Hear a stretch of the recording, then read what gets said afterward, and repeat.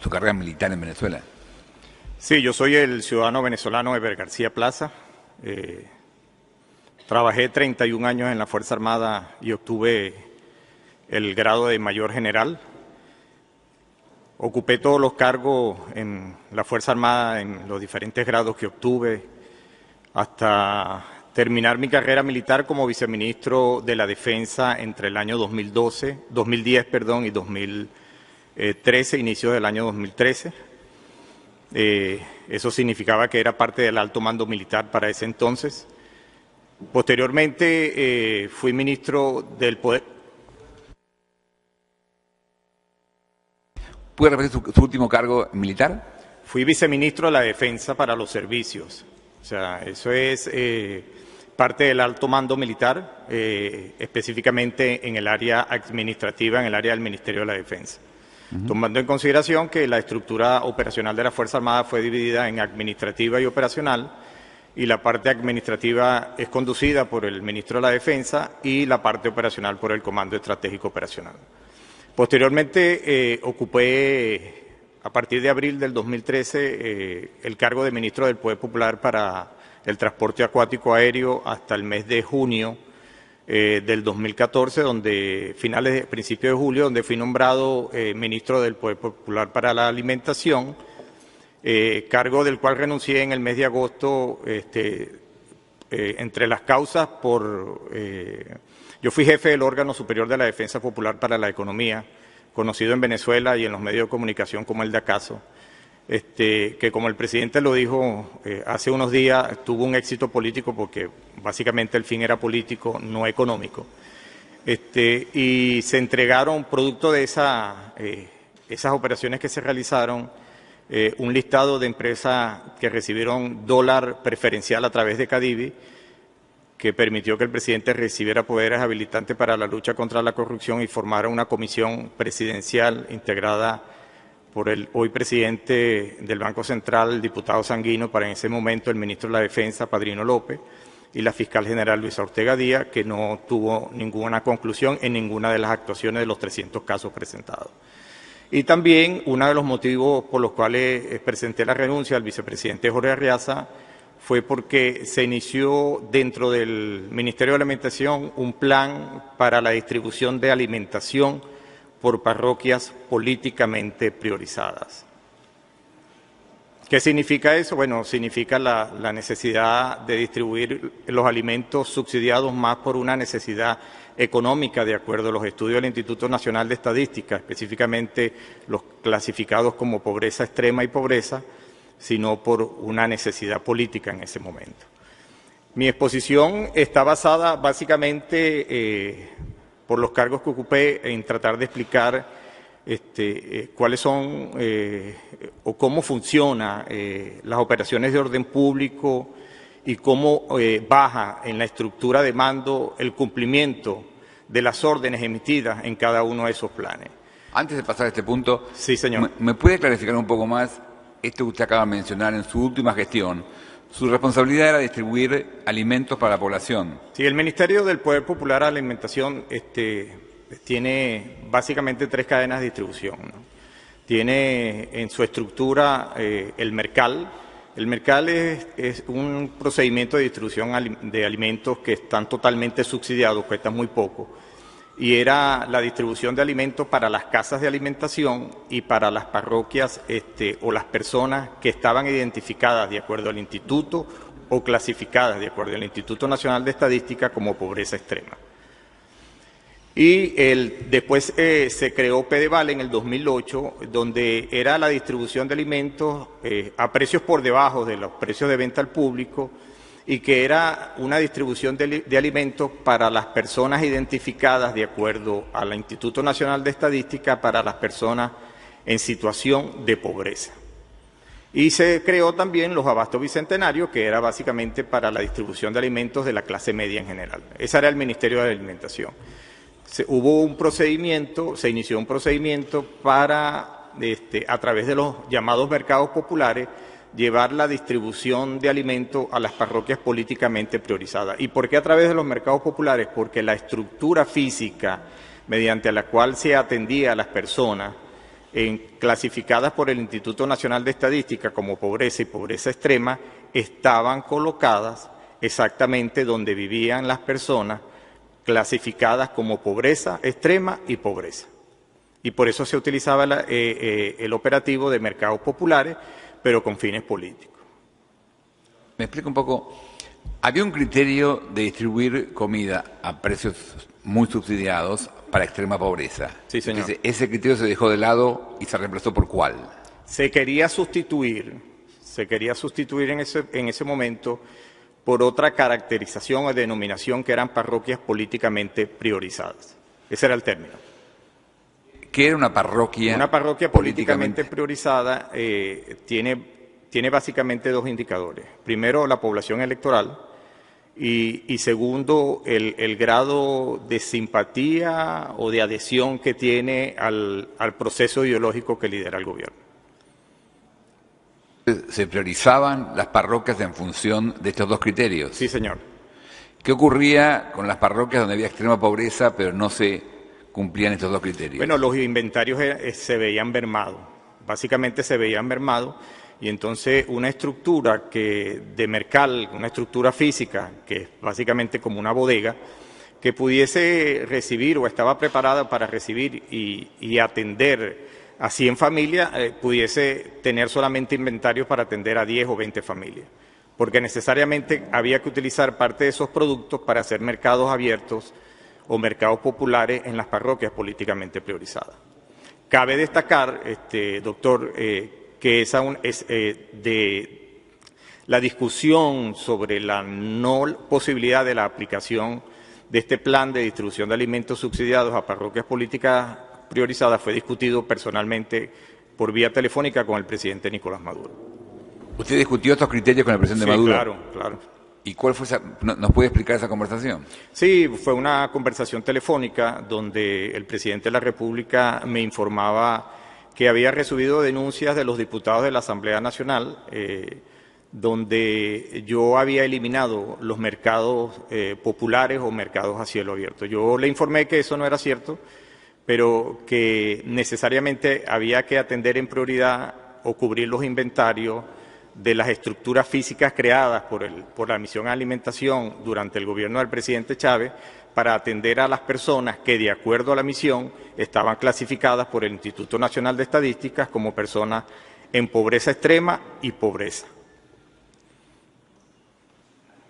Básicamente le explicó al presidente Maduro que habría que mantener el plan original, el criterio de extrema pobreza rigiendo la distribución de comida. ¿Cuál fue la respuesta del presidente Maduro?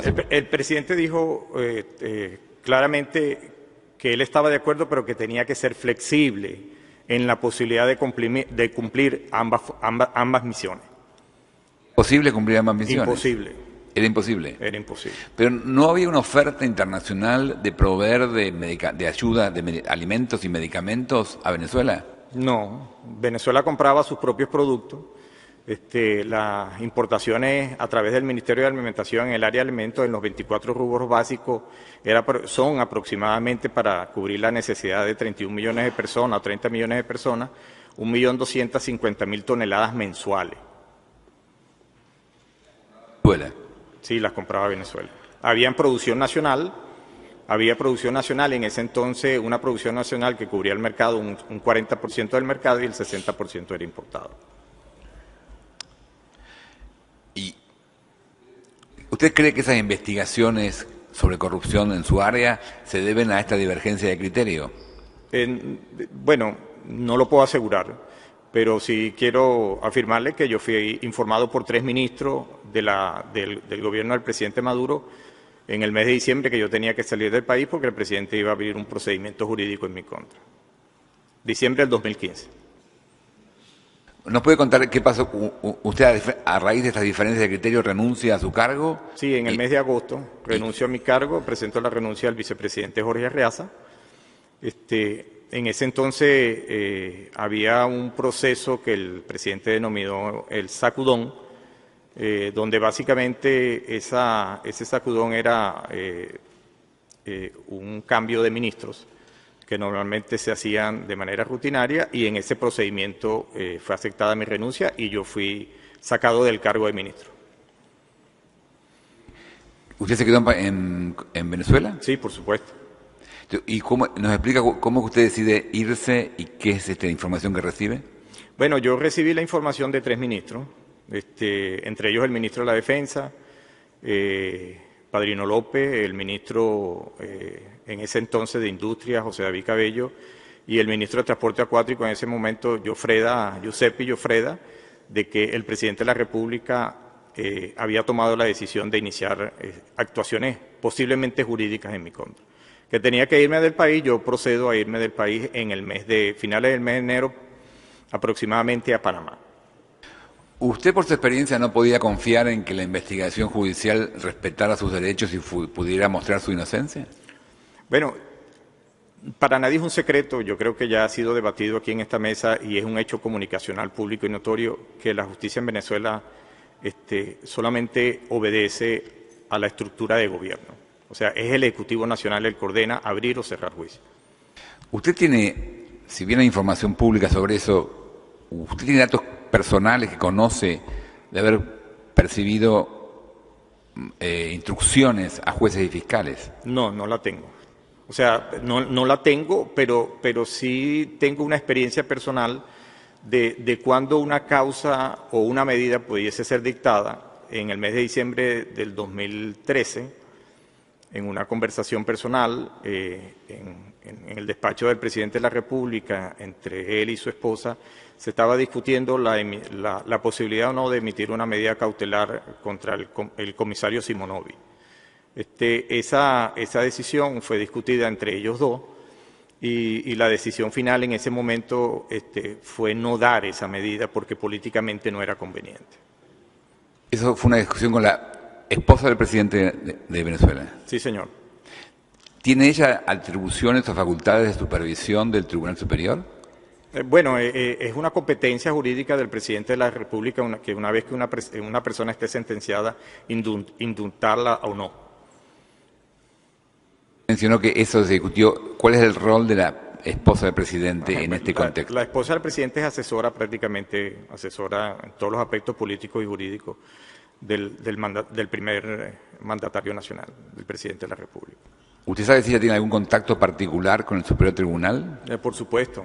El presidente del Tribunal Supremo de Justicia, Michael Moreno, es amigo personal de la señora Cilia Flores.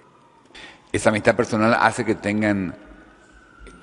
la señora tenga influencia en el tribunal? Sí, seguramente que sí. Seguramente que sí, hay una estrecha relación. Yo con todo respeto, creo imposible que desde el Tribunal Supremo de Justicia salga una sentencia que no sea revisada por Elvis Amoroso, que es el asistente jurídico hoy del presidente, y la señora Cilia Flores. ¿El asistente de la señora supervisa las decisiones del Tribunal Supremo? Por supuesto, o por lo menos le da el visto bueno a cualquier comunicado importante que pueda salir de ahí.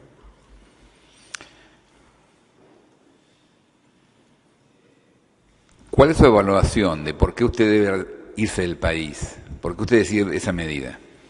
Bueno, porque fue alertado por 3 altos funcionarios del Gobierno Nacional de que se iba a iniciar un procedimiento jurídico en mi contra y ellos mismos me piden que me vayan del país. Y por eso tomé la decisión. Bueno, muchas gracias por esta explicación de sus antecedentes.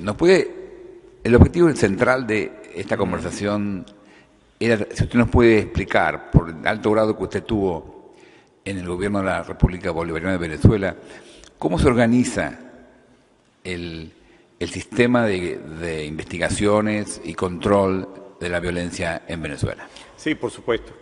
Mire, ¿quiénes son garantes o de quién es la responsabilidad del orden público, de garantizar el orden público en Venezuela? De acuerdo a la Constitución, en el capítulo 4, en el artículo 332, es del Ejecutivo Nacional. El Ejecutivo Nacional es responsable de mantener y restablecer el orden público y de proteger a los ciudadanos. Y para ello deberán conformar un cuerpo civil que tiene a la Policía Nacional, al Cuerpo de Investigaciones Criminalísticas y Policiales, o llamada al 6CPC, el Cuerpo de Bomberos y una protección civil, y adicionalmente tiene un cuerpo de inteligencia que es el SEBIN. ¿Y qué debe hacer básicamente ese cuerpo civil? Ese cuerpo civil debe respetar la dignidad y los derechos humanos sin discriminación alguna, ni siquiera la política. ¿Ok? Ahora, ¿quiénes son los entes responsables de acuerdo al artículo anteriormente mencionado? Los que están ahí. El Ministro del Interior y Justicia es responsable de conducir los planes para el control del orden interno, el Mayor General Néstor Reverol, y el director de la Policía Nacional, que es Pérez Ampueda, el general de brigada de la Guardia Nacional Pérez Ampueda, el comisario Douglas Ricos en el tema de investigación, el Cuerpo de Investigaciones Criminalísticas y Penales, y el hoy general en jefe Gustavo González López como director del SEBIN. ¿Okay? Ahora, ¿cuál es la responsabilidad de la Fuerza Armada dentro de las operaciones de orden interno? Dentro de la Constitución, la misión de la Fuerza Armada tiene una parte que es la cooperación en el orden interno. Y para ello se utiliza un componente específico, que es la Guardia Nacional Bolivariana. Ahora, ¿cuál es la responsabilidad? Y es bueno que pongamos mucha atención en este punto porque la misión principal, de acuerdo constitucional, de la Fuerza Armada es garantizar la independencia y la soberanía de la nación y la integridad del espacio geográfico. Y para ello deberá conducir operaciones de defensa militar, cooperación en el orden interno y contribución en el desarrollo nacional del país. Pero hay dos elementos ahí que, como verán a continuación, dan pie para la aplicación del Plan Zamora, porque es garantizar la independencia y la soberanía de la nación. Ojo, garantizar la independencia y la soberanía de la nación y aplicar una operación de orden interno. Sigamos más adelante. ¿Qué función cumple el Comando Estratégico Operacional? El Comando Estratégico Operacional es el mayor ente planificador dentro de la Fuerza Armada.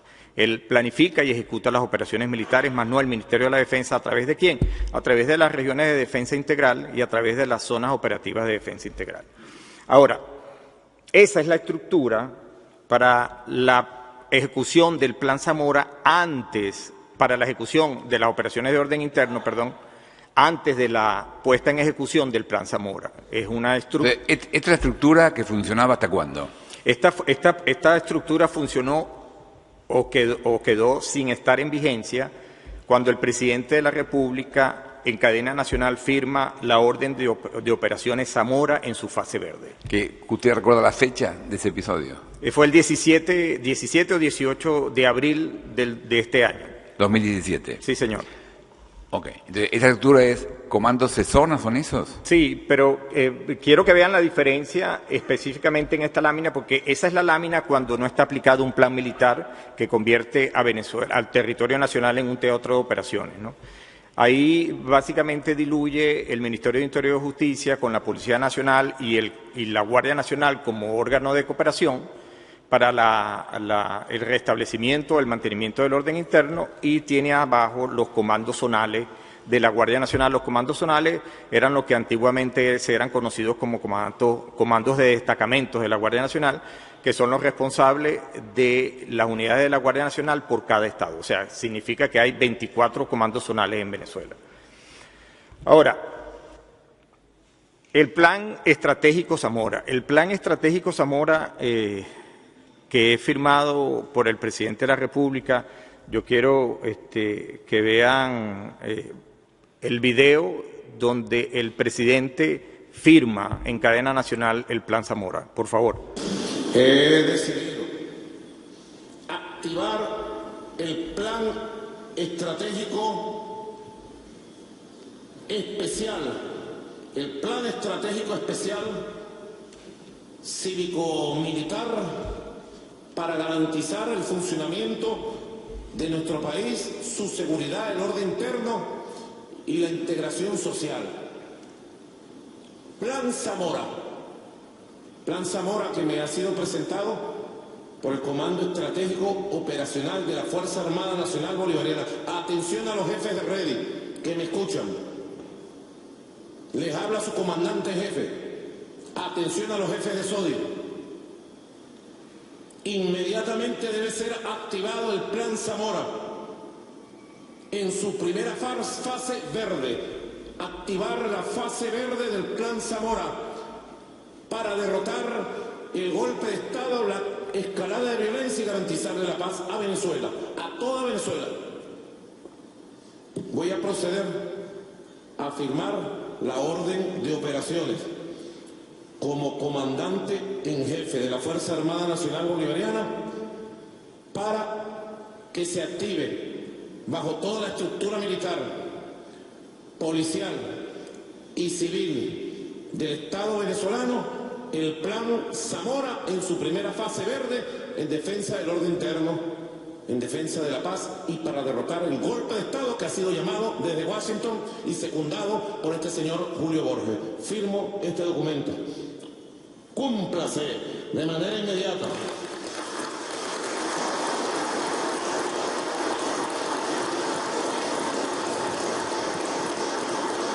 Plan Zamora.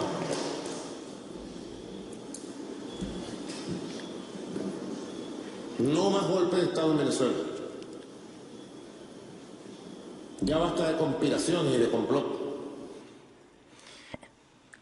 ¿Qué significa el Plan Zamora? El Plan Zamora es el plan de defensa integral de la nación, es un plan militar.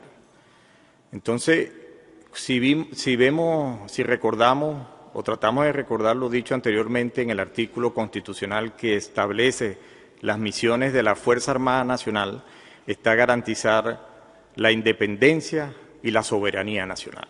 O sea, que se activa un plan militar donde está contenida hipótesis militares que al firmar el plan estamos hablando de una orden de operaciones. Y una orden de operaciones en el lenguaje militar tiene fuerzas amigas y fuerzas enemigas. ¿Ok? Entonces, los planes militares no son concebidos de otra forma. Yo simplemente quiero significarle lo que era el contenido de un ejercicio que se realizó a mediados, en el segundo semestre del año 2016, que es el que estaba anteriormente, por favor, ese mismo, donde dice básicamente que el ejercicio antiimperialista Zamora se va a realizar en base a una amenaza interna. Año 2016. ¿Quién participó para complementar a la Fuerza Armada, como lo dice que debe ser la Milicia Nacional Bolivariana? Supuestamente el pueblo uniformado, pero era básicamente el Partido Socialista Unido, porque fue un hecho público y comunicacional. Ahora, por favor, vayamos a la resolución Plan Zamora, el dato nuevo es esta idea de que hay un enemigo interno para las Fuerzas Armadas. Sí, mire, si usted me permite, yo fui parte del alto mando militar, trabajamos no lo trabajaba directamente el ministerio, pero sí el comando estratégico, pero participamos en las exposiciones de esos planes, y esos planes tenían una serie de suposiciones y causales para la aplicación del mismo o para poner en práctica la ejecución de los mismos. Entonces, tenía cosas, por ejemplo, en el ámbito político, como la deslealtad a las ideas y a los intereses del país. ¿Cómo se interpreta eso? Acciones de desestabilización de partidos de oposición. Pronunciamientos de actores políticos nacionales e internacionales contra la gestión del gobierno revolucionario. ¿Esos pronunciamientos eran considerados actos de enemigos? Sí, esas son suposiciones del plan. Que cuando usted firma y convierte eso en una orden de operaciones es porque esas suposiciones se están dando. Entonces, usted dice que el plan transformaba en enemigos del Estado bolivariano de Venezuela personas que cuestionaran al gobierno.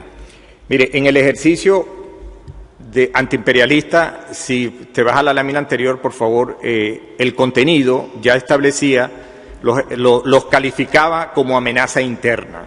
Ajá. ¿Ok? La amenaza interna puede ser civiles. La amenaza interna pudiese ser calificada o encuadrada en todas aquellas personas que pensaran o fueran disidentes políticos, y por eso es que dentro de las suposiciones aparece deslealtad a los ideales y a los intereses del país. Eso es disidencia política. Esa deslealtad a los ideales va a ser considerado un dato para atribuirle a una persona el carácter de enemigo. Sí, por supuesto, o de amenaza interna. En el ejercicio, amenaza interna. Cuando usted firma la orden de operaciones se convierte, o sea, usted tiene que clasificarlo, porque usted no ejecuta ningún tipo de operación militar si no tiene un enemigo al frente.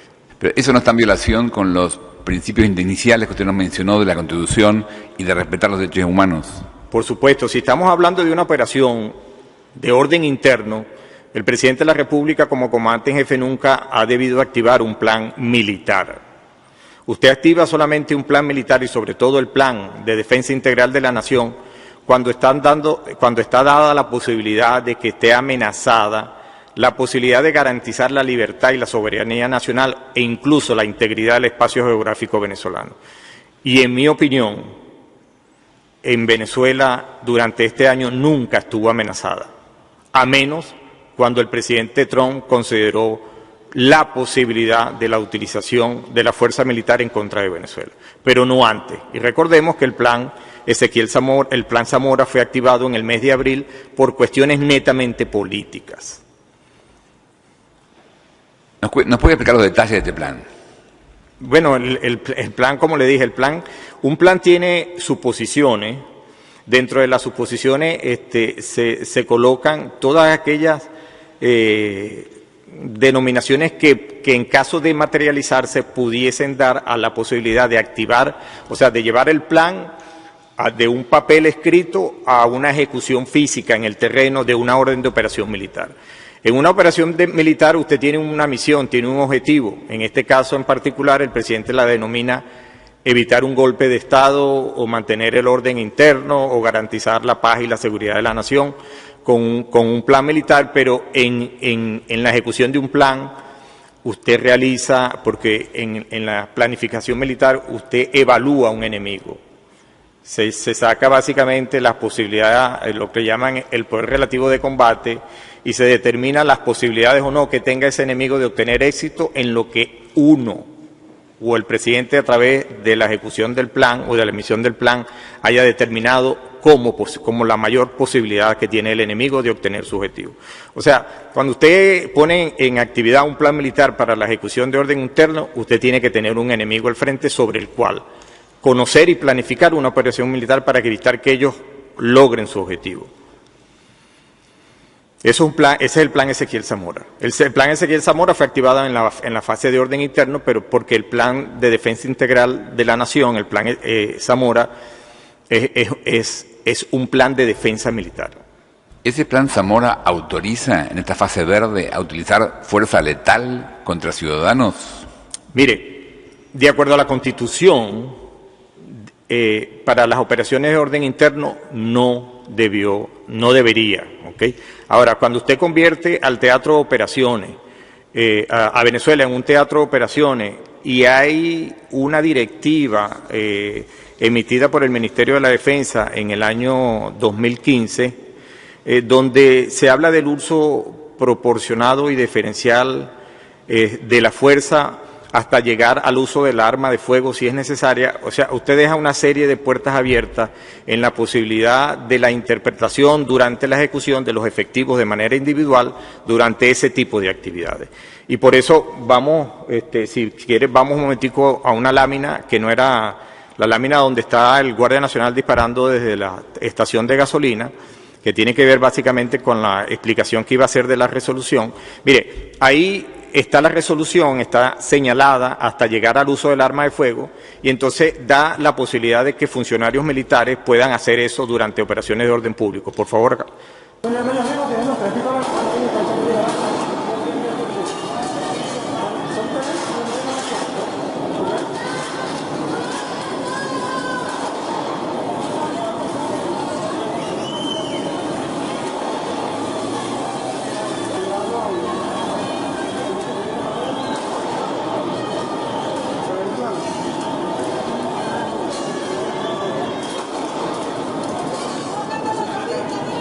Está bien, gracias.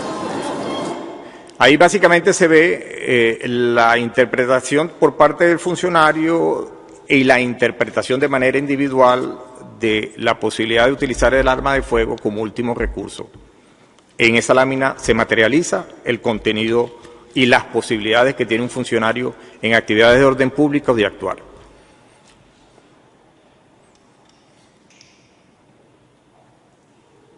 Ahí, si vemos, seguimos desarrollando el tema de la directiva. Ponle desde el principio, por favor, esa presentación. Ajá, ahí se supone que esa directiva es para normatizar la actuación de los funcionarios de la Guardia Nacional en actividades de orden público, donde dice que los equipos con los cuales ellos son dotados son para su protección personal, más no para ser utilizados contra personas, y mucho menos, ahí dice claramente que las personas que huyen durante las manifestaciones no pueden ser perseguidas y mucho menos agredidas. Ahí sucede todo lo contrario. Por favor, dale play al video.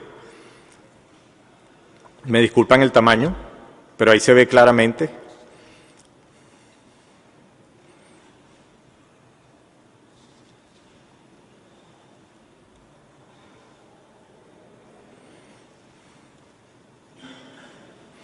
Ok, gracias.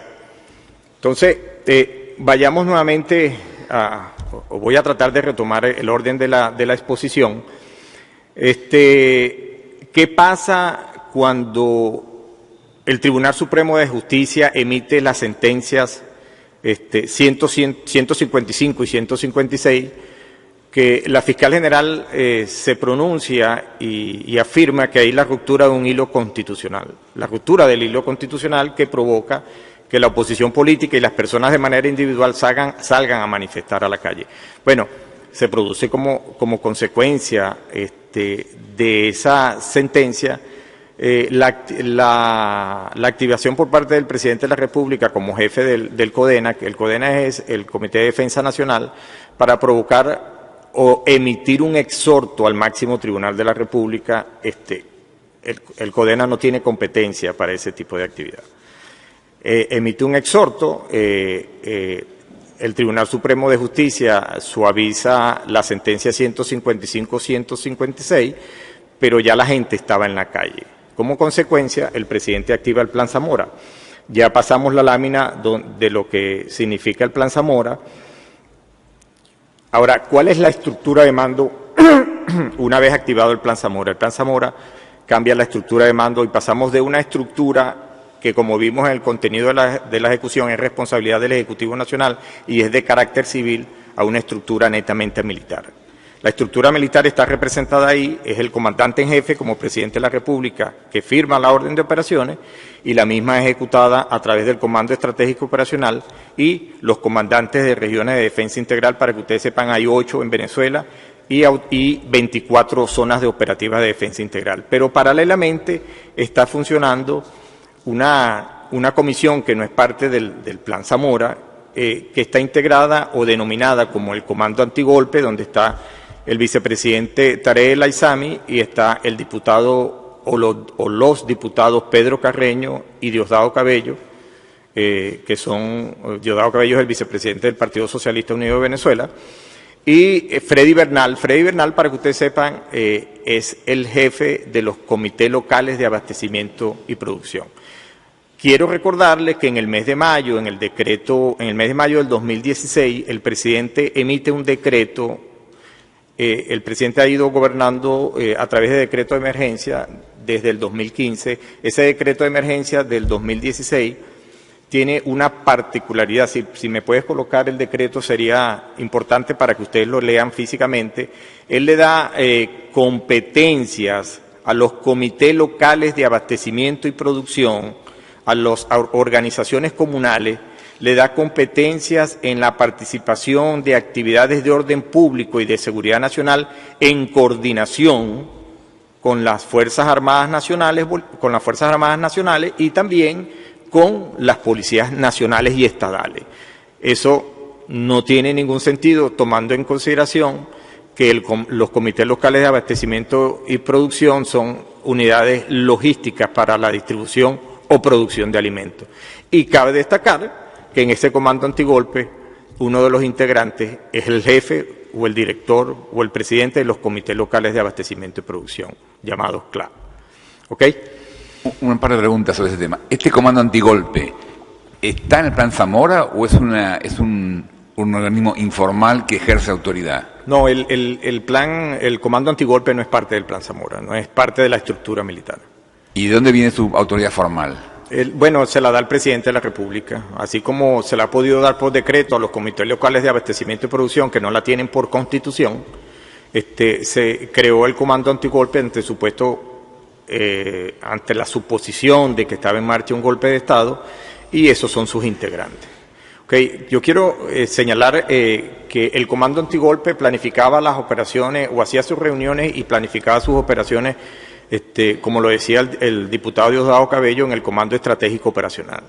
De esa planificación o de esas reuniones se emitían órdenes para la ejecución de las mismas al Servicio Bolivariano de Inteligencia Militar, de Inteligencia Nacional, y al Comando Nacional Antisecuestro, al CONAS. Y esas operaciones muchas fueron visibles, como lo que sucedió por varios días en los llamados edificios de Los Verdes en el Paraíso, y lo que sucedió cuando fui visitado un edificio en Altamira y fueron detenidos algunos personeros políticos de la oposición que se encontraban reunidos.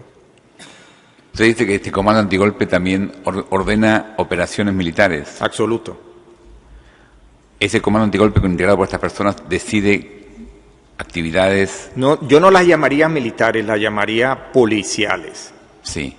¿Qué actividades, puede describirnos qué tipo de actividades deciden? Bueno, básicamente, por ejemplo, ellos pueden recibir información, ellos le llaman cooperantes, pero son simplemente fuentes o órganos de búsqueda que suministran información que ellos pueden procesar, y en base a eso, por una clasificación que no la conozco, ellos determinan la realización de operaciones policiales en sectores particulares, como el caso específico de Los Verdes, donde fueron allanados una serie de apartamentos sin ningún tipo de orden judicial, fueron destruidos vehículos, pero también se materializó a través de la actuación del SEBIN en ese apartamento en Altamira. Esa es básicamente la materialización de lo que se planifica en el Comando Antigolpe.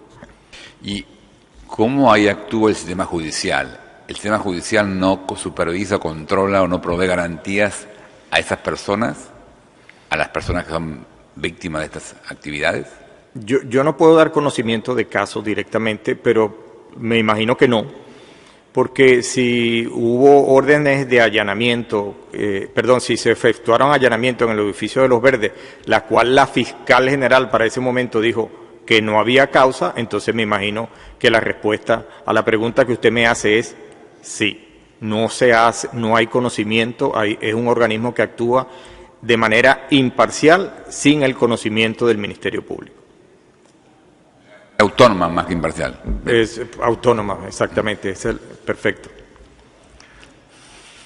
Bueno, ¿quiere continuar con esta explicación? Sí, por favor.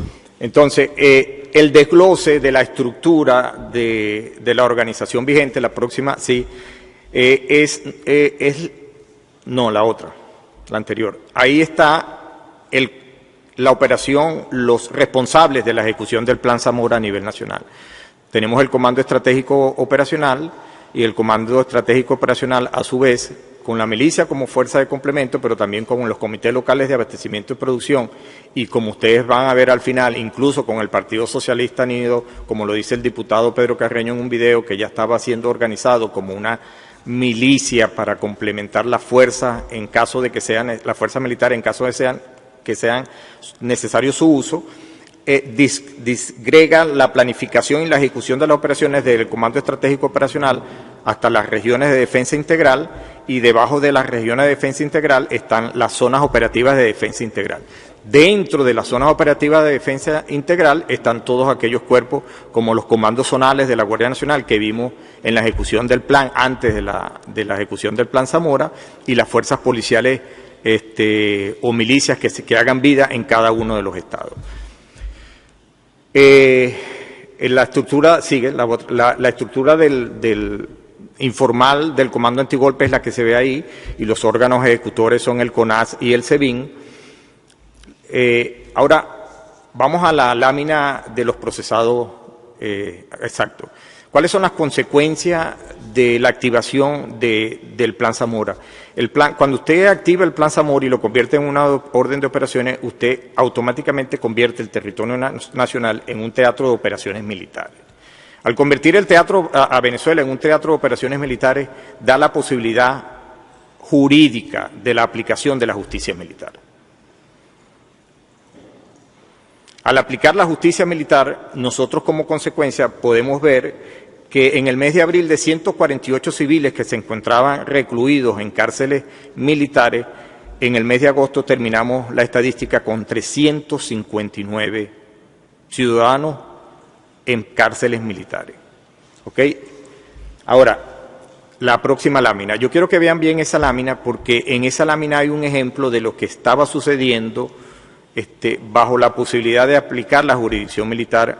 Ese es un caso del 17 de mayo del 2017, del 13 de mayo, perdón, del 2017, y se puede ver que hay una serie de ciudadanos detenidos en punto fijo, donde la presunta comisión del hecho punible que queda bajo la jurisdicción militar es ataque al centinela, ultraje al centinela y entre paréntesis le colocan guarimbero.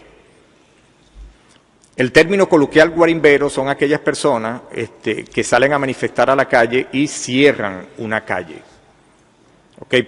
Con la posibilidad de ser escuchado, etcétera, etcétera, etcétera. Esa calificación desde el punto de vista militar no existe. ¿Okay? Ahora, yo me quiero detener un momento ahí porque si ustedes han seguido lo que ha sucedido en Venezuela, podemos ver que si hay personas más de 200 personas que están hoy recluidas en centros de procesados militares por una supuesta comisión del delito, después de la instalación de la Asamblea Nacional Constituyente, el presidente del Tribunal Supremo de Justicia y el defensor del pueblo para ese momento, Tarek William Saad, piden a la soberana Asamblea Nacional Constituyente que todas las personas que están recluidas y en procesos jurídicos bajo la jurisdicción militar pasen a la jurisdicción ordinaria. ¿Qué significa eso? Jurídicamente es imposible, porque si la comisión del delito es netamente militar, no puede estar en conocimiento la justicia ordinaria. Lo que quiero decir básicamente que estas personas que fueron detenidas, posiblemente muchas de ellas no tengan causa militar, no tengan un hecho punible, simplemente sean retenidos o secuestrados temporalmente y estén detenidos en cárceles militares. Sigue, por favor. En conclusión, en Venezuela, desde el año 2016, de acuerdo a los indicadores, ya se estaba preparando la posibilidad de la aplicación del Plan Zamora y por eso se practica. Por eso la necesidad de dar competencia a los comités locales de abastecimiento y producción o a organizaciones comunales afectas al gobierno a participar o coordinar actividades de orden interno y de seguridad nacional con la Fuerza Armada Nacional Bolivariana. La necesidad o la consecuencia de la emisión de la sentencia 155 y 156, que después son modificadas pero logran el efecto deseado, que es la alteración del orden público en Venezuela por causas justificadas, le dio a pie a la posibilidad de la aplicación de un plan militar llamado Plan Zamora, por la posibilidad, de acuerdo al contenido de la Constitución, de que se viese vulnerado la posibilidad de que las Fuerzas Armadas pudiese garantizar la soberanía y la libertad de la nación.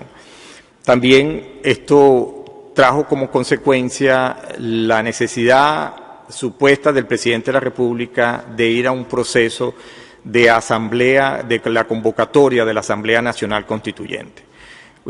Supuestamente con la necesidad de lograr la paz a través de ese procedimiento. En un país donde existe una división política y bajo la ejecución de un plan militar al que ya usted militarmente clasifica como enemigo a la disidencia política, llevar a cabo o convocar a la población a ejercer el derecho soberano a través del voto significa la posibilidad de que una parte de esa población, como lo dice la Constitución, nunca fue consultada. por lo cual fue un proceso electoral donde solamente una parte de la población pudo manifestar a través del voto esa posibilidad. ¿Okay? La aplicación o convertir el teatro a Venezuela en un teatro de operaciones permitió la posibilidad jurídica cierta de la aplicación de la justicia militar y por eso el incremento en las estadísticas de los ciudadanos detenidos en cárceles militares. Y bueno, yo quiero, para cerrar, aunar un poco más en la imposibilidad que tienen los venezolanos simplemente por discernir políticamente del gobierno nacional en sus ideales de tener acceso a derechos humanos y constitucionales en Venezuela, como la salud, la alimentación, incluso del proceso de votación. Vamos a ver 3 videos, por favor coloca el primero. En el Plan Nacional de Vacunación son 2.053.653 dosis de vacunas ya administradas a 1.455.385 personas. Avanza con mucha fuerza el Plan Nacional de Vacunación, ¿no? Hay 15.319 puntos a nivel nacional de vacunación en todos los estados. Si usted a esta hora todavía no ha sido vacunada, puede llevar o sus hijos, o sus hijas o algún familiar a cualquiera de estos puntos de vacunación y de manera gratuita, con el carnet de la patria, le vamos a suministrar la vacuna necesaria. ¿Qué significa el carnet de la patria? Si usted no lleva el carnet de la patria, no podrá, o sea, sus hijos no podrán ser vacunados en ese momento. El carnet de la patria es un instrumento creado por el presidente de la República en este año 2017, como instrumento, en mi opinión, y de hecho está certificado así, para de alguna manera supervisar el acceso a derechos humanos y constitucionales como es el de la salud, como lo dijo comunicacionalmente el vicepresidente de la República, que usted tendrá que ir con el carnet de la patria para que sus hijos puedan ser vacunados. El otro video, por favor. Llego a mi centro electoral. Seguramente en la puerta va a haber un equipo de trabajo para chequear carnet de la patria, porque yo quiero que como carnet de la patria me chequeen. Chequeenme mi carnet de la patria por mi código QR para yo quedar fino con mi carnet de la patria que sí voté, ¿verdad? Que sí voté, que hice patria ese día, ¿verdad? ¿Qué les parece la idea? Aprobada con mi carnet de la patria. Ah, Freddy, vengo yo con mi código QR en la puerta. ¡Guau! ¡Pum! Ya, dale pues, a votar. Vengo, saco la cédula, huellita, entro, estoy frente a la máquina. Eso básicamente significaba una estación adicional que se agregó durante el proceso de elección que no está regulado en el proceso de votación para la elección de los constituyentes y que seguramente va a ser aplicado para elecciones de gobernadores y alcaldes. El próximo video, por favor. Pero esto se conecta con... Para un momentico, por favor, a su orden. Esto se conecta... El carnet de la patria es utilizado para establecer las parroquias que deben recibir alimentos también. Es decir, Exactamente. Es el instrumento para supervisar y de alguna manera restringir a aquel que no lo tenga a la posibilidad de acceder a derechos humanos y constitucionales en Venezuela, como la alimentación y la salud en este caso. ¿Por qué las personas que no son oficialistas no sacarían un carnet de la patria? Bueno, no lo sé. Habría que preguntárselo a ellos, pero de verdad que el carnet de la patria ha sido manipulado, en mi opinión, y está siendo utilizado como, si yo saco el carnet de la patria, significa la posibilidad de que yo esté de acuerdo con las políticas del gobierno del presidente Nicolás Maduro. O sea, es un perverso instrumento de manipulación mediante el cual usted única y exclusivamente podrá tener acceso a derechos humanos como la alimentación y la salud a través de ese carnet. El que no tiene carnet de la patria es un enemigo en el sistema militar. No, ¿perdón? El que no tiene el carnet de la patria sería un enemigo de acuerdo a la terminología del plan. Exactamente. Si se aplica el plan, si se aplica la ejecución de un plan en las suposiciones. El próximo video, por favor. Esto que estamos buscando, de ir progresivamente sacando a los sectores que están en condiciones más precarias de esa situación. Y eso tiene que estar acompañado de mucha organización política, de mucho debate.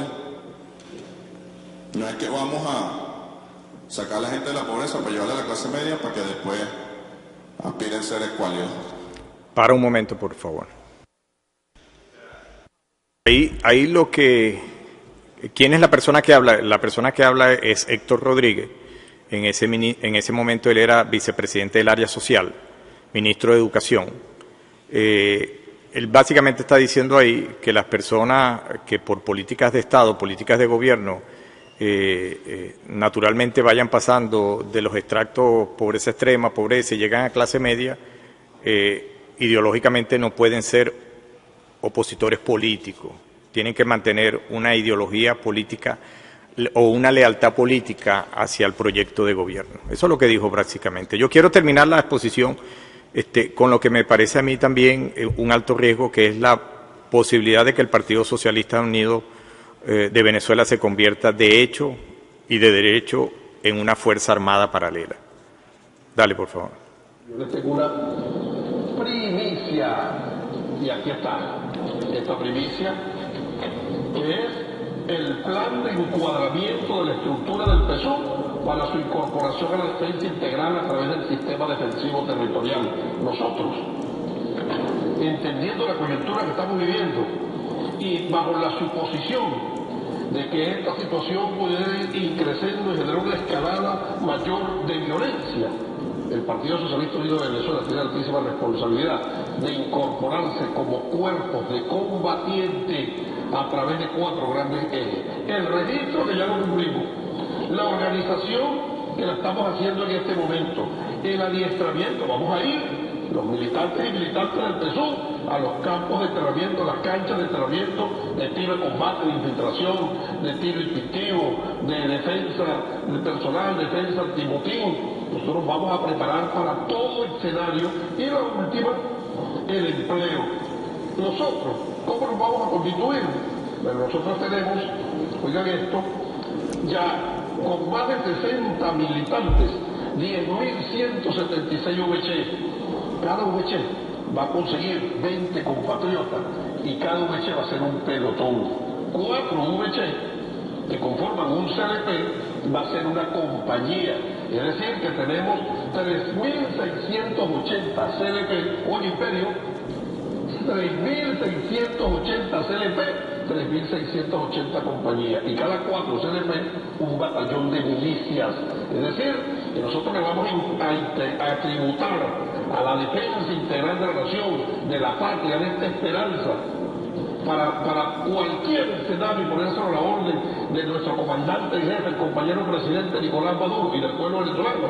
Le vamos a integrar 920 batallones territoriales de milicia, conformados por quién? Por nosotros mismos, para la defensa. ¿Hasta cuándo? Nosotros ya cumplimos la organización, el alistamiento, estamos en la organización, luego vamos al adiestramiento, y después de adiestrados y equipados, prestos a la orden del comandante jefe para el empleo. ¿Quién es la persona que habla? Él es el diputado Pedro Carreño.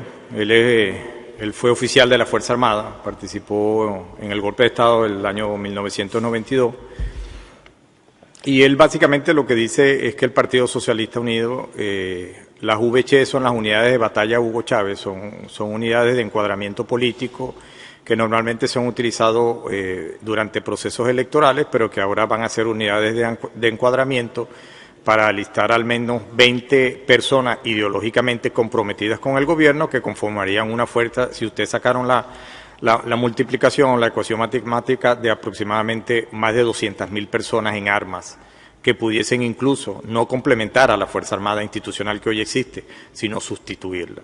Yo, para cerrar, doctor, simplemente quiero decir que en mi opinión en Venezuela, durante los hechos que sucedieron en el mes entre abril y julio, y que concluyeron con la instalación de una Asamblea Nacional Constituyente, simplemente se produjo una operación militar de imposición de la paz para establecer y poner en funcionamiento una Asamblea Nacional Constituyente. Eso es todo lo que tengo que decir, doctor. Sí, me gustaría hacer unas preguntas adicionales. Sobre este último punto, ¿cuál es el impacto que tenga establecer una Asamblea Constitucional en materia de orden interno? La Asamblea Nacional. Mire, la Asamblea Nacional Constituyente significa la representación a través de las 520 personas que se encuentran ahí haciendo vida política, la representación genuina de todo el pueblo venezolano. Y por lo tanto es el poder soberano hoy de la República Bolivariana de Venezuela. Hacia esa Asamblea Nacional Constituyente, todos los poderes que hoy existen en Venezuela deben estar subordinados. ¿Qué pasa mañana en las elecciones de octubre, del 15 de octubre, anunciadas por el Gobierno Nacional, y los que resulten electos de ese proceso de votación popular? Tendrán que ir a la Asamblea Nacional Constituyente y prácticamente rendir subordinación a esa soberana Asamblea Nacional Constituyente. Quien no lo haga, bueno, correrá posiblemente o tendrá la posibilidad de ir a un proceso jurídico por desacato. Por desacato que pudiese terminar en que hoy tengamos no solamente más de una decena de alcaldes, sino que posiblemente en el mes de diciembre, en los próximos meses, tengamos a unos cuantos gobernadores o presos o fuera del país. Y lo mismo sucederá con el presidente de la República si es elegido en el año 2018, porque el presidente de la República, aun siendo electo por votación popular, tiene que subordinarse a la soberana Asamblea Nacional Constituyente, que estará en vigencia supuestamente por 2 años. Bueno, así que me gustaría que usted, volviendo un poco para atrás, repasara algunos detalles de lo que usted ya explicó. Usted explicó que no me quedó claro cuándo, a partir de qué momento, la personal de la Guardia Nacional, por ejemplo, puede utilizar la fuerza para controlar manifestaciones en la calle. Puede utilizar las armas de fuego, dice usted. Bueno, de acuerdo a la directiva, de acuerdo a la directiva del Ministerio de la Defensa, en cualquier momento, incluso en las actividades. ¿Directiva de qué época? ¿Esa directiva de qué época es? Del año 2015. Así que esa directiva es previa al Plan Zamora. Sí, señor. ¿Esa directiva fue adoptada por quién? Por el Ministerio de la Defensa. Y autoriza al personal subordinado a utilizar armas. Hasta en el uso progresivo de la fuerza, hasta termina ese uso progresivo de la fuerza, hasta la posibilidad de la utilización del arma de fuego. ¿Eso no, hasta ese momento no estaba incluido? No, porque el arma de fuego, mire, en el establecimiento jurídico, para que un centinela, conocido así como centinela, o un militar que esté dotado de arma pueda utilizar la Fuerza Armada, estaba regulado por otra normativa. Y era normalmente el centinela que estaba protegiendo un lugar de importancia y que pudiese, cuando una persona desconocida se acercaba, usted tenía una serie de procedimientos, entre ellos hacerle el llamado de atención, de que se detuviera, de que se regresara. Si la persona seguía y usted la veía que podía amenazar la función para la cual usted estaba ahí parado, usted podía utilizar su arma de fuego disparando hacia el aire, como una medida disuasiva para que la persona o el grupo de personas que se estuviese acercando al centinela en funciones no se acercara. Ahora, si la persona veía amenazada su vida y la función que estaba cumpliendo, podía utilizar el arma de guerra con la cual había sido dotado para prestar ese servicio. Eso no establecía las operaciones de orden interno. Ojo, eso es simplemente, quiero hacer una observación muy clara, eso no tiene nada que ver con las operaciones de orden interno. Se supone que en las operaciones de orden interno el personal militar, incluso hay una contradicción en la directiva, se supone que no debe llevar armas de fuego. Esta directiva del 2015, que autoriza el uso de armas de fuego contra civiles en demostraciones, ¿será una forma de una autorización de lo que ocurre después? Es decir, que el Ministerio de Defensa autoriza al personal subordinado a efectivamente utilizar armas de fuego contra manifestantes. Sí, le establece una serie de normativas las cuales son interpretadas por la persona en el momento, porque acuérdense que eso es una situación en ejecución en caliente, como llamamos una situación continuada, donde el personal militar de manera individual decide cuándo utilizar el arma de fuego. Claro, entonces el personal subordinado a partir de ese momento tiene una cierta discreción para utilizarla. Entiendo que hubo un intento del ministro de Defensa de controlar la situación a partir de unos incidentes que ocurrieron y dio una instrucción anunció que no debería abusarse de esta directiva. ¿Me puede explicar si conoce ese tema? Sí, básicamente fueron los sucesos del año 2014. La directiva de alguna manera buscó regular la actuación del componente que coopera con el Ministerio de Interior de Justicia en ese tipo de actividad como es la Guardia Nacional. Esa directiva está dirigida directamente para el cumplimiento de la Guardia Nacional, que es la que cumple funciones de orden público, y de alguna manera quería establecer una serie de normas en cuanto a la preparación, en cuanto al equipamiento, el uso del equipo durante ese tipo de actividades.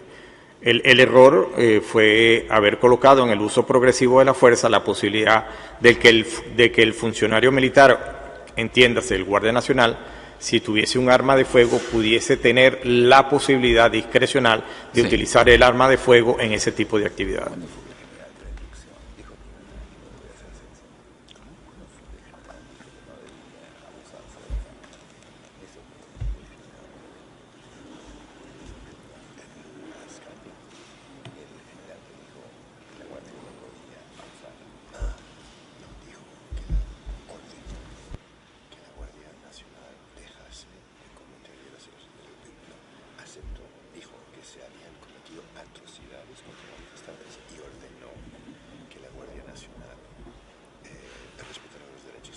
Eso fue el 6 de junio, si no me equivoco.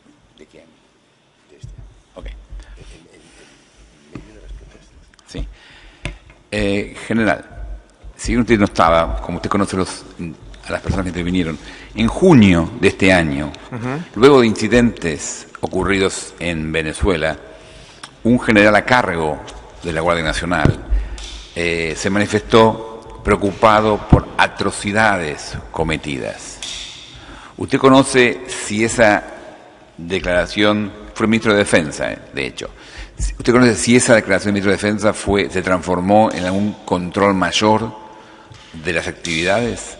Eso es cierto, eso sucedió. El ministro de Defensa, el general en jefe Padrino López, producto del hecho comunicacional de que la Guardia Nacional estaba yendo un poco más allá de sus funciones establecidas, incluso en esta directiva y por supuesto en el plan de operaciones o en la orden de operaciones Zamora, él emite un exhorto bien fuerte hacia la Guardia Nacional, como usted lo señala, como usted lo acaba de señalar, pero ese exhorto o ese llamado de atención lo que provocó fue dentro del componente de la Guardia Nacional la posibilidad de señalar al ministro de la Defensa en ese momento como una decisión o una emisión de una opinión ingrata hacia una Guardia Nacional que había estado durante meses,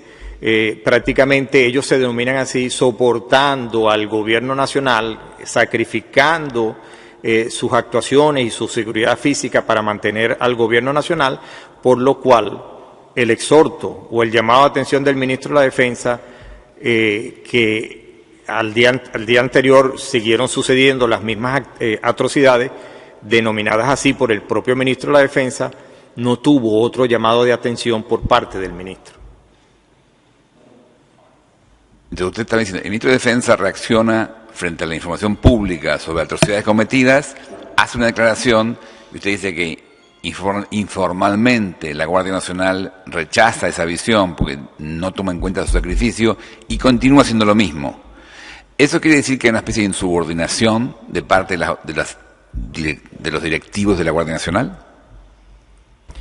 Eso puede señalarse como la posibilidad de que el ministro de la Defensa haya sido objeto de un llamado de atención, incluso por su comandante en jefe, de evitar ese tipo de comentarios hacia la Guardia Nacional y comentarlo de manera individual o privada con los miembros de la Guardia Nacional. Y por eso es que usted ve, posterior a esa declaración, visitas del ministro de la Defensa a los comandos de la Guardia Nacional, expresando su orgullo en cuanto a las actuaciones de ese componente.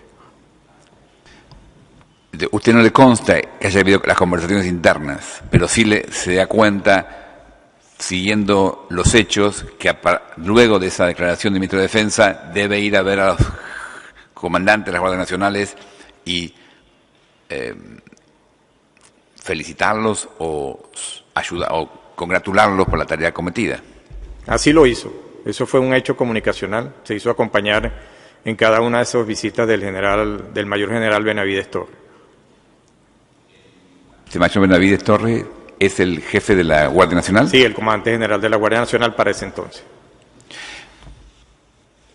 Entonces, el ministro de Defensa manifiesta su preocupación por graves atrocidades cometidas, se siguen cometiendo, y el ministro de Defensa debe ir a visitar los diferentes destacamentos de la Guardia Nacional con el jefe de la Guardia Nacional para convalidar lo que están haciendo. Eso fue lo que se vio comunicacionalmente. Eso implica que básicamente el comandante de la Guardia Nacional tiene mayor poder que el ministro de Defensa. En la práctica pareciera que era así. ¿Usted conoce a quién reporta informalmente? Porque formalmente el comandante de la Guardia Nacional reporta al ministro de Defensa. Formalmente sí. ¿Informalmente reporta a este comando antigolpe o a alguna otra persona? El general Benavides, como persona, siempre ha respondido a intereses o es muy cercano al presidente de la República y a su esposa, la ciudadana Cilia Flores. Y el general en jefe, hoy general en jefe, Gustavo González López, obedece órdenes directas del diputado Diosdado Cabello.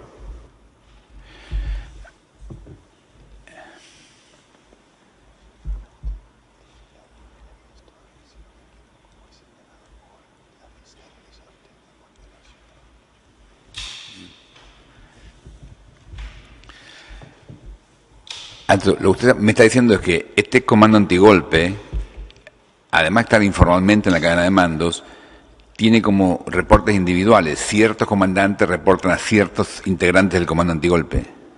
Sí, existe prácticamente una estructura informal de mando. Que está dividido el poder. Sí. Y si nos referimos al sistema judicial, entiendo que la fiscal Ortega investigó o anunció que investigaría a algunos de estos generales. No tengo conocimiento. ¿A quién era que investigaba? Okay. Y usted sabe, tenemos informes que decían que el diputado Cabello anticipaba en su programa de radio las decisiones judiciales en casos vigentes. ¿Usted conoce cómo es posible que el diputado Cabello, que es miembro del Comité Antigolpe, conozca anticipadamente lo que van a hacer los jueces? Sí, bueno, el diputado Diosdado Cabello, a través de su programa, los días miércoles normalmente, o a través de las reuniones del partido los días lunes, informa antes que el Ministerio Público o el Ministerio de Interior y Justicia las operaciones que él denomina como Operación Tuntún, o incluso la posibilidad de que en aquel entonces la ciudadana Lilian Tintori pudiera visitar o no a su esposo.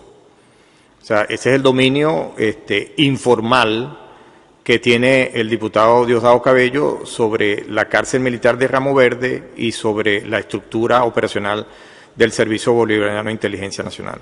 ¿Qué es una operación Tuntún? Una operación Tuntún es una operación que se realiza normalmente en horas nocturnas, donde una comisión del SEBIN, como lo decía uno de mis antecesores, va, lo visita y se lo lleva detenido posiblemente sin ninguna orden de captura o una orden emitida por un fiscal del Ministerio Público. ¿Qué se llama? tuntún. No sé, habría que preguntarle a Diosdado Cabello. Me imagino que es porque el tuntún que el sonido que emite cuando usted toca la puerta. Es el golpeo de la puerta para Exacto, que abran. Exacto. Y él anticipa esas operaciones de arresto anticipadamente en la radio. ¿Y cómo es que puede anticipar también las decisiones judiciales? ¿Usted sabe eso? ¿Cómo lo sabe Diosdado Sí. Cabello? Bueno, acuérdense que el Comando Antigolpe también realiza una serie de operaciones de investigación. Ellos lo llaman, o él lo llama en su programa cooperante, y esos cooperantes tienen unos nombres. Esos son simplemente órganos de búsqueda que emiten información y basado en el procesamiento de esa información, ellos ejecutan o no la operación Tuntún. No, pero la pregunta es cómo sabe él las decisiones judiciales que se van a adoptar luego de estos arrestos, que también se anticipan en ese programa de radio. Bueno, definitivamente tiene que tener alguna comunicación con la persona que emite o emitirá el procedimiento o la causa que se le seguirá a la persona o las personas que sean detenidas. Tenemos que terminar, pero me gustaría que usted aclarara un minuto más. Esta decisión de autorizar el uso de la fuerza, de las armas de fuego contra manifestantes, es tomada en el 2015, Sí, previo al Plan Zamora. sí.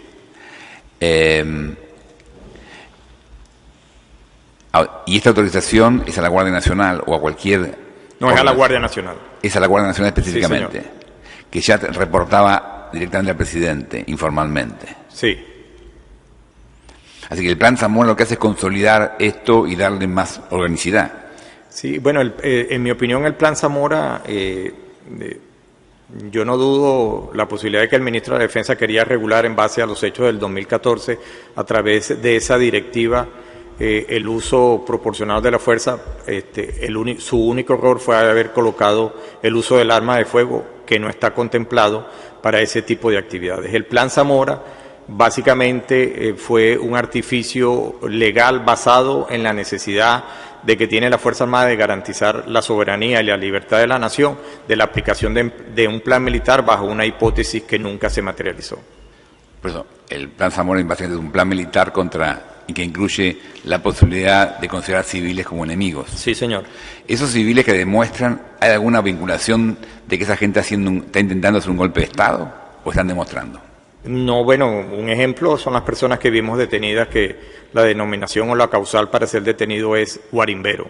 Si eso es un enemigo interno que pone en peligro la soberanía o la libertad de la nación, tendremos que tener el Plan Zamora activado todo el tiempo. ¿Usted quiere agregar algo más a esta No, es declaración? todo. Muchas gracias. Gracias a usted.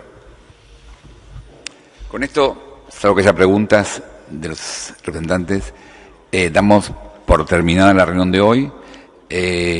Vamos a seguir en octubre con 2 sesiones vinculadas con cómo funciona el aparato de justicia en Venezuela y el aparato diplomático de Venezuela. Venezuela está absolutamente, tiene todos los derechos de, si quiere incluir en este tipo de sesiones alguna persona, basta que nos haga saber para traerla. Esto no es un juicio, es simplemente una forma de que la OEA pueda tomar conocimiento directo de la información que está saliendo de Venezuela, qué está ocurriendo, y también pueda ver la fuente de la información, que ustedes puedan hacer un juicio de la calidad de la investigación que está produciendo esta información. Les agradecemos mucho su presencia y damos con esto por cerrada esta sesión.